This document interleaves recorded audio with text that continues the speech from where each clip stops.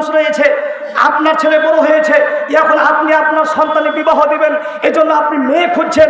আপনি মেয়ে খুঁজছেন মানে আপনি ভালো মেয়ে খুঁজছেন। আপনি বলছেন, আরে ছেলে, আরে বেটা, আমি তোমার বিবাহ দিব, তো যেমন তোর মেয়ে দিলে হবে, ভালো দেখে দিতে হবে। ঠিক আছে, আপনি অনেক খোঁজ লাগালেন, দেখলেন যে বাপের একটাই মেয়ে, আর তার সাথে আপনি বিবাহ দিলেন।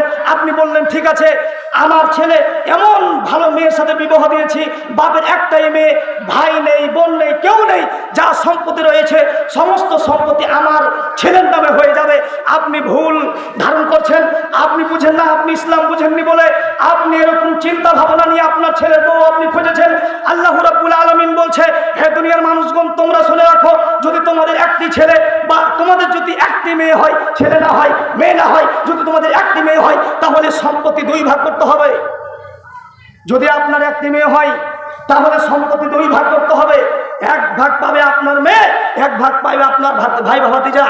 আপনি বলবেন, আমি এত কষ্ট করে দিল্লি মুম্বাই গিয়ে এত কষ্ট করে আমি ইনকাম করেছি, আমি মুম্বাই গিয়ে নিজের খেটে রক্ত পানি করে আমি সম্পদ জমা করেছি, জমি জায়গা কিনেছি, আর আমি আমার ভাই ভাতিজাকে দিব, এটা আপনার কষ্ট হচ্ছে।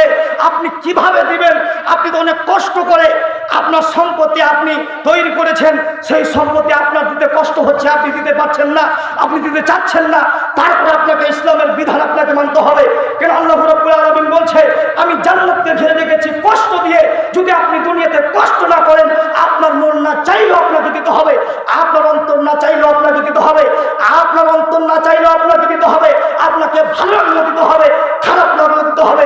কোরআনের একটি বিধান যদি আপনি না মানেন, কোরআনের একটি আয়াতকে যদি আপনি অমান্য করেন, কোরআনের একটি শব্দকে যদি আপনি অমান্য করেন, কোরআনের একটি বাক্য যদি আপনি অমান্য করেন, তাহলে জান্নাত হবে না। জান্নাত কোনো বাপের সম্পত্তি নয়, জান্নাত ওরাই যাবে যারা আল্লাহর বিধানকে মানবে। আল্লাহ রাব্বুল আলামিন বলছে, আমি জান্নাতকে ঘিরে রেখেছি কষ্ট দিয়ে। দুনিয়াতে আপনাকে কষ্ট করতে হবে, দুনিয়াতে আপনার শরীয়ত মানতে আপনাকে কষ্ট হচ্ছে। যদি আপনি শরীয়ত মানতে কষ্ট পান, তারপরে আপনাকে মানতে হবে, কেন জান্নাত সকলেই পাবে না। জান্নাত চাইলে